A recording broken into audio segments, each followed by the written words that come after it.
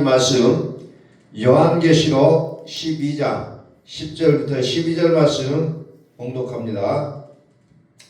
내가 또 들으니 하늘에 큰 음성이 있어 이르되 이제 우리 하나님의 구원과 능력과 나라와 또 그의 그리스도의 권세가 나타났으니 우리 형제들을 참수하던 자 곧 우리 하나님 앞에서 밤낮 참수하던 자가 쫓겨나고 또 우리 형제들이 어린 양의 피가 자기들이 증언하는 말씀으로써 그를 이겼으니 그들은 죽기까지 자기들의 생명을 아끼지 아니하였도다. 그러므로 하늘과 그 가운데 거하는 자들을 즐거워하나 그러나 땅과 바다는 화 있을진저 이는 마귀가 자기의 때가 얼마 남지 않는 줄을 알므로 크게 분내어 너희에게 내려갔음이라 하더라. 아멘. 한번 선포합니다. 하나님은 살아계십니다. 하나님은 살아계십니다.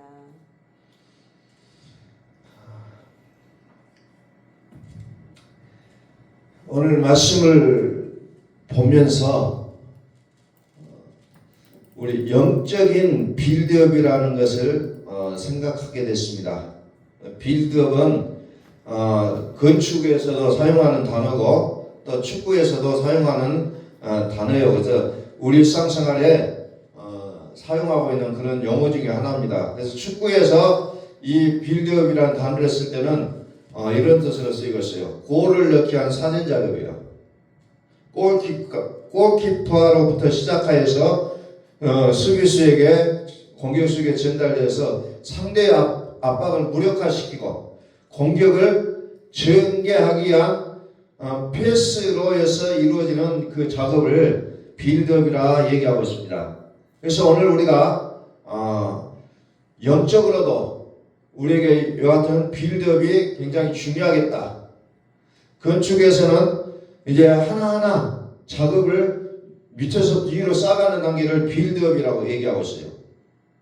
그래서 이것을 영적으로 우리가 오늘 본문의 말씀을 통해서 좀 볼 수 있는 내용들이 나와서 영적인 빌드업이라는 제목으로 함께 은혜를 나누고 싶어요. 자, 성경은 우리가 살고 있는 이 세상의 전반적인 상황을 전쟁이라는 말을 쓰고 있습니다. 전쟁. 우리의 시험은 혈과 육을 상대하는 것이 아니요 통치자들과 권세들과 이 어둠의 세상 주관자들과 하늘에 있는 악의 영들을 상대함이라. 우리가 살아가는 모든 삶이 어떻게 보면 전쟁이에요. 영적인 전쟁이라고 이렇게 표현하고 있습니다. 영적인 전쟁. 영적인 전쟁이다. 그래서 우리가 일상적으로 살아가는 모든 관계들이 영적인 내용임을 우리는 좀 아셔야 된다는 거죠. 근데 우리가 좀 대부분 그것을 잊어버리고 상대방과 나의 어떤 관계 문제다. 단순히 이렇게만 생각한다는 겁니다. 그런데 사람의 관계든 우리의 일처, 우리 가정의 모든 일들이 영적으로 개입되어 있다는 것을 우리는 기억하셔야 된다는 겁니다. 엄청 전쟁이에요, 사실은. 우리가 인식하지 못할 뿐이라는 겁니다. 그래서 진짜 우리가 어떻게 이 영적인 세상 속에서 살아갈 수 있느냐는 부분이에요. 오늘 성경의 말씀을 보면은 11절 자, 봅니다. 또 우리 형제들이 어린 양의 피와 자기들이 증언하는 말씀으로써 그를 이겼으니 그들은 죽기까지 자기들의 생명을 아끼지 아니하였도다 그랬어요. 자, 우리가 영적인 빌드업을 하는 데 있어서 가장 먼저 필요한 게 뭐냐면은 어린 양의 피가 우리에게 필요하다는 겁니다. 어린 양의 피. 성경에서 말하는 피는 생명을 상징하고 있습니다. 그런데 그 생명을 살리기 위해서 피를 쏟았다는 거예요. 갈보리 언덕에서 예수님께서 피를 흘리셨다는 거죠. 그래서 이거부터 출발이 돼야 된다는 겁니다. 어린 양의 피. 그 어린 양의 피가 결국은 요한계시록까지 계속해서 어린 양의 피가 계속해서 강조되어지고 있습니다. 이 피가 나와 상관이 없으면 어떤 종교적인 행위를 한다 할지라도 별로 그렇게 우리와는 상관이 없는 내용이 되어버리고 만다는 겁니다. 어린 양의 피.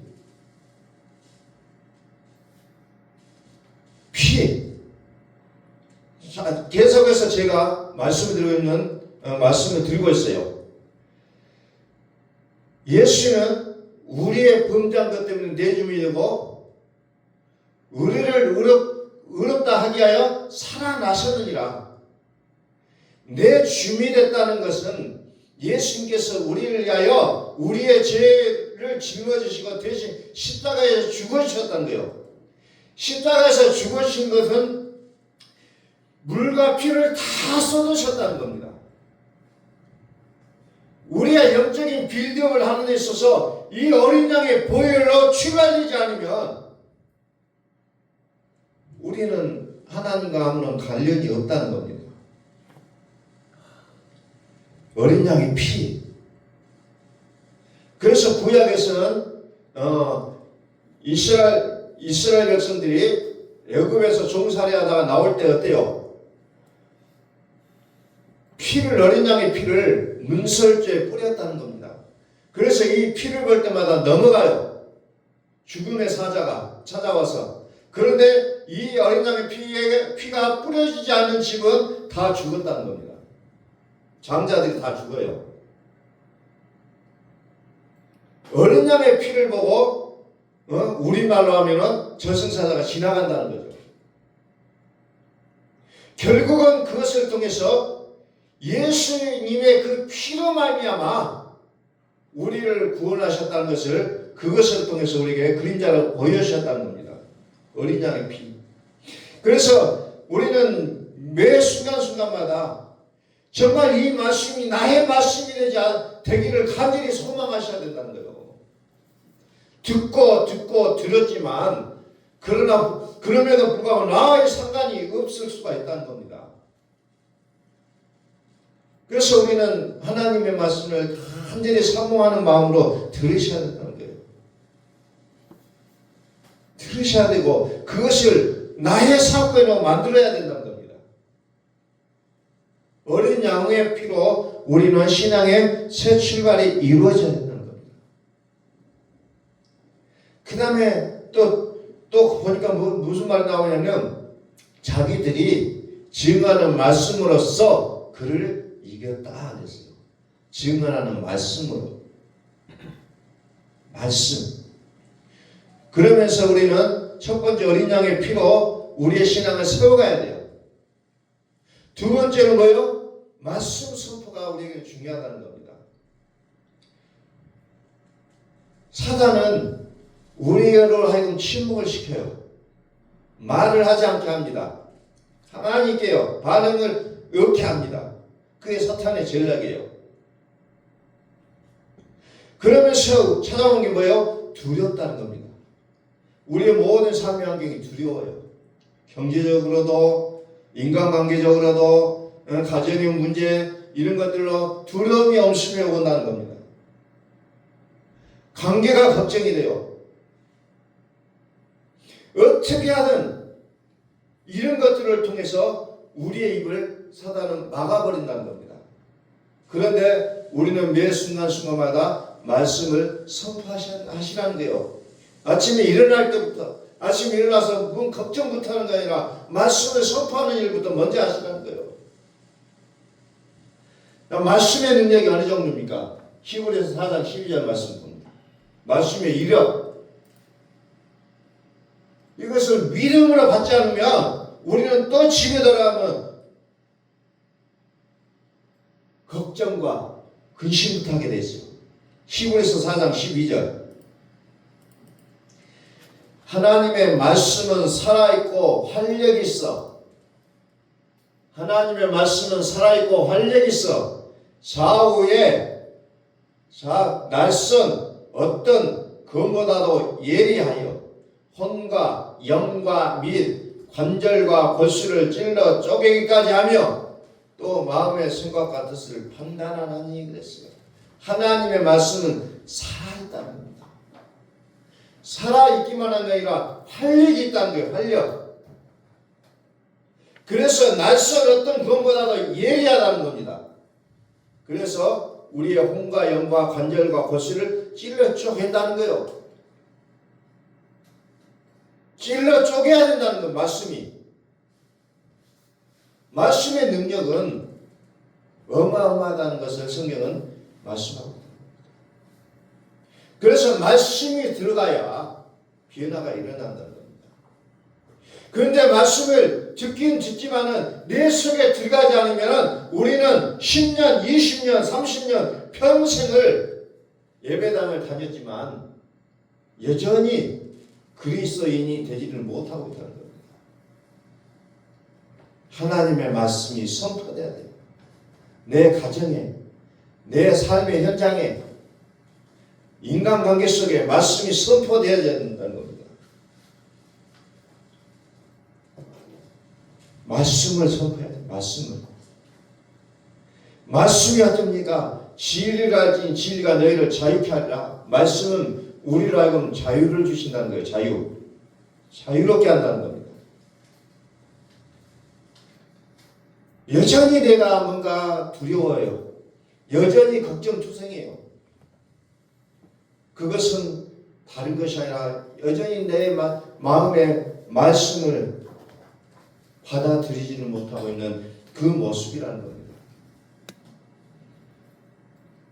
그 다음에 세 번째로 갑니다. 11절 그들은 죽기까지 자기들의 생명을 아끼지 아니하였도다. 죽기까지 담대한 믿음을 가졌다는 게 담대한 믿음. 담대한 믿음. 담대한 믿음. 자, 마가복음 11장 23절 말씀. 마가복음 11장 23절 말씀. 내가 진실로 너희에게 이르노니 누구든지 이 산들어 들리어 바다에 던져지라 하며 그 말하는 것이 이루어질 줄 믿고 마음에 의심하지 아니하면 그대로 되리라 믿으라는 겁니다. 아 이건 안 되겠지 아니라 어떤 방법으로든지 되어진다는 겁니다. 어떤 방법으로든지. 다만 우리가 믿지 못한다. 믿지 못하는 거예요. 믿어야 된다는 겁니다. 믿고 마음에 의심하지 아니하면 그대로 되리라. 이것이 성경에서 우리에게 선포하고 있다는 겁니다. 그러니 하나님을 믿고 산다는 것이 얼마나 대단한 일인가를 우리는 스스로 그것을 보셔야 된다는 겁니다. 하나님의 구원은 보는 거예요. 단순한 거 아니에요. 보는 겁니다. 듣는 것으로만 끝나는 것이 아니라 하나님 우리를 하여금 보게 하신다는 거죠. 이사야서 40장 31절 말씀 봅니다. 오직 여호와를 앙망한 자는 새 힘을 얻으니 독수리가 날개치며 올라간 같을 것이요 다른 박질하여도 곤비하지 아니하겠고 걸어가도 피곤하지 아니하리로다. 여호와를 앙망하는 자는 여호와를 앙망하는 자는 새 힘을 얻는다는 거예요. 다만 우리는 하나님과의 관계가 연결되어 있지 않은 것이 문제라는 겁니다. 혹자는 나는 교회 나왔어요 얘기하는 사람도 있어요. 교회 나왔잖아요. 기도했잖아요. 말씀 읽었잖아요. 그렇지만 그걸로 되지 않는 게 하나님과 관계를 맺어야 된다는 겁니다. 이것이 되지 않으면 항상 염려와 근심이 우리를 따를 수밖에 없다는 겁니다. 우리를 따라다닐 수밖에 없어요. 오직 여호와를 앙망하는 자는 새 힘을 얻으니 독수리가 날개치며 올라감 같을 것이요 다른 박질하여도 곤비하지 아니하겠고 걸어가도 피곤하지 아니하리로다. 그래서 하나님 우리에게 삶의 활력을 주시는 거예요. 뭔가 된다는 소망을 우리에게 주신다는 겁니다. 소망만 주신 것이 아니라 그대로 된다는 거예요. 그대로. 이 믿음을 가지시라는 거예요. 이제 우리 교회가 이제 정말 우리가 좀 다시 한번 우리가 생각을 해야 될 것 같아요. 좀 뭔가 말씀이 그대로 되어질 것 같은 그 믿음에 대한 긴장감을 우리가 놓쳐서는 안 될 것 같아요. 오늘 우리 대한민국이 많은 긴장을 하고 있잖아요. 지금은 전쟁과 같은 순간이라고 얘기하면서 정말 긴장하면서 이제 나라를 다시 세워야겠다는 그 일념으로 막 그냥 난리를 치고 지금 살아가고 있는 순간이에요. 어떻게 보면 극단화돼가지고 양쪽에서 서로. 근데 긴장하는 것까지는 긴장하고 정말 하나님의 뜻을 받아야 될 것인데 그렇지 못하는 부분들을 볼 때 참 안타깝기는 하지만은 정말 내가 어떻게 하는지 나의 발걸음을 주님을 향하여 한 걸음 한 걸음 나가지 않으면은 이제 우리의 삶이 더 어려운 지국으로 어려운 곳으로 들어갈 수밖에 없다는 거예요. 단순히 삶이 힘들다 고단하다 왜 내 일은 이렇게 안 될까라고 분념할 것이 아니라 정말 하나님을 향해서 내 마음과 생각과 나의 발걸음을 옮기셔야 된다는 겁니다. 절박하게 간절하게 우리는 하나님을 향하여 나가셔야 된다는 거예요. 좀 영적인 긴장도 좀 아울러서 가지시라는 거예요.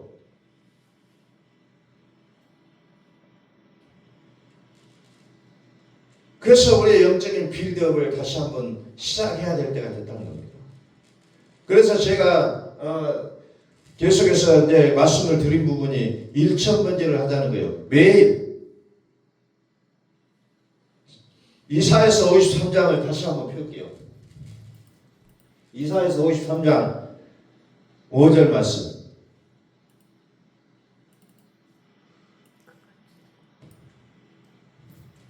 그가 찔림은 우리의 허물 때문이요 그가 상함은 우리의 죄악 때문이라. 그가 징계를 받음으로 우리는 평화를 누리고 그가 채찍에 맞음으로 우리는 나음을 얻었도다. 4절 한번 볼까요? 자, 4절도 봅니다. 그는 실로 우리의 질고를 지고 우리의 슬픔을 당하였거늘 우리는 생각하기를 그는 징벌을 받아 하나님께 맞으며 고난을 당한다 하였노라. 5절. 그가 찔림은 우리의 허물 때문이요 그가 상함 우리의 죄악 때문이라. 그가 징계를 받음으로 우리는 평화를 누리고 그가 채찍에 맞음으로 우리는 나음을 받았도다. 우리의 빌드업의 시작은 바로 예수 그리스도의 피예요. 여기에서 우리는 다시 전진해 가야 된다는 겁니다. 다시 매번 우리의 출발은 그리스도의 보혈이에요. 주의 보혈 흐르는 곳을 믿고 나아가 우리의 인생을 거기에 걸으셔야 된다. 거기에 걸어야 돼요. 근데 이렇게 말하니까 어떤 분들은 막 그냥 교회 나와서 기도만 해야 된다고 생각하는 사람들이 있더라고요. 제가 또 지난주에 만나서 제가 하는 얘기에 정말 이제는 콘크리트 안에 하나님을 가둬놓지 말자. 왜 기도하자고 하면 자꾸 교회 나와서 무릎 꿇고 그냥 기도하는 것만 생각하느냐. 이제 이 시대는 그것만을 요구하는 것이 아니라 나의 삶 속에서 콘크리트 바깥으로 나가서 삶의 현장 속에서 하나님 앞에 기도하라는 거예요. 우리 한국의 교회가 어떻게 보면 신앙이 약간 이중적이잖아요. 이 예배당 안에 오면 신앙생활하고 밖에 나가면 신앙생활 안 하는 그런 생각을 너무나 많은 사람들이 하고 있더라고요. 예배당 안에는 하나님이 살아계신 것 같은데 예배당 밖에는 하나님이 살아계시지 않는 것 같아요. 하나님이 없는 것 같아요. 이제 그런 삶은 이제 그만 중단하고 예배당 안이나 밖이나 하나님이 살아계시다는 것을 인정하고 그분과 동행할 수 있는 그 모습이 돼야 된다는 겁니다. 자꾸 우리의 삶을 이분으로 나눠서는 안 된다는 거예요.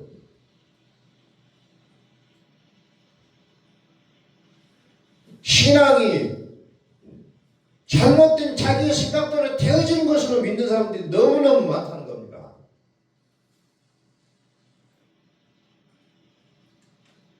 그게 신앙이 아니에요. 하나님의 뜻이 하늘에서 이루어진 것 같이 이 땅에서도 이루어지이다. 이게 신앙이 돼야 된다는 겁니다. 그런데 오늘의 매스컴에서 들려오는 교회 모습은 그렇지 못한 모습이 너무 많이 들려오고 있다는 거죠. 정말 요즘 계속해서 TV에 나오는 내용들이 그런 내용들이 너무 많다는 겁니다. 우리의 신앙이 나의 뜻이 이루어지는 것이 아니라 하나님의 뜻이 하늘에서 이루어진 것 같이 이 땅에서도 이루어지기를 원하나이다. 이게 우리의 믿음이 되어야 된다는 거예요. 우리는 자꾸 기독교의 신앙을 무속 종교와 같이 만들어가고 있는 모습을 너무 많이 보고 있다는 겁니다. 이제 그것에서 벗어나야 됩니다. 우리는 이제 2023년, 24년 너무나도 그것을 많이 봤어요. 무속 종교가 무엇인지를. 근데 여전히 교회 안에도 그 모습이 머물러 있다면 이름만 바꿔서 예수 그리스도의 이름으로 이것만 바꿔서 가고 있다면 하나님이 기뻐하시지 않는다는 거예요. 이제 우리의 영적인 빌드업을 바르게 세워야 합니다. 말씀 선포, 어린 양의 보혈, 그것을 믿음으로 머릿속에서만 있는 게 아니라 나의 삶 속에서 한 걸음 한 걸음 나의 믿음을 전진해 나갈 수 있는 그 모습이 되어야 된다는 겁니다.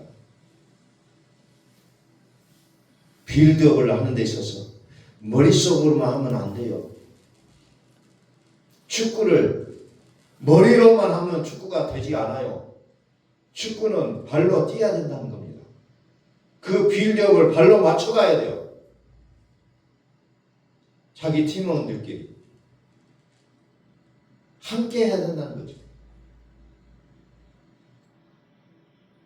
정석대로 해요. 우리의 믿음도 마찬가지예요. 우리 교회라는 팀워크를 가지고 같이 한 걸음 한 걸음 발을 맞춰 나가야 된다는 거예요. 이제 시점에서는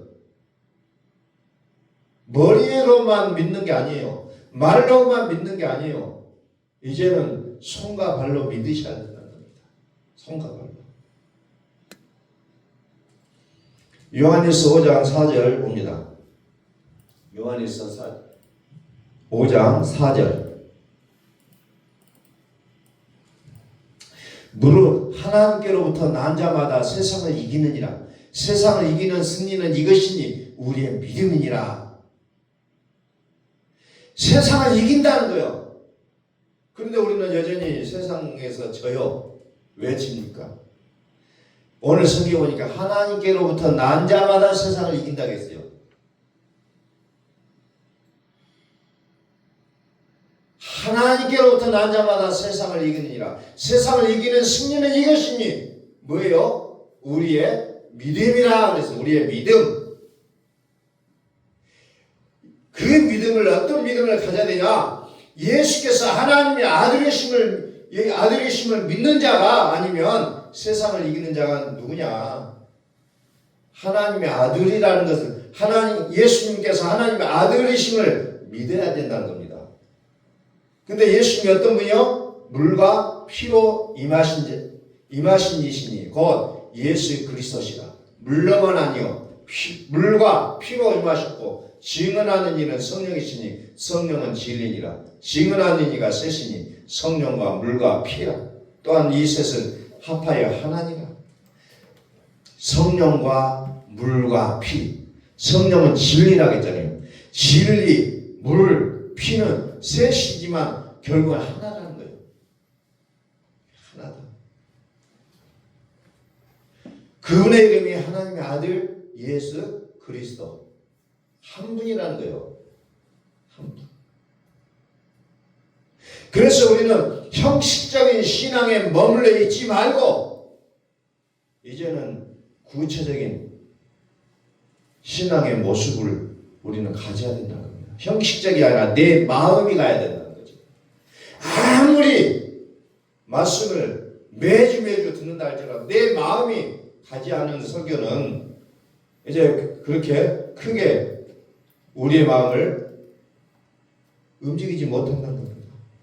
형식적인 신앙에 주의하라는 거예요. 이제 이 시대에 하나님께서 우리에게 말씀하시는 내용은 형식주의에 빠지지 말라는 겁니다. 그런데 오늘날은 형식적인 신앙에 빠지기 가장 좋아요.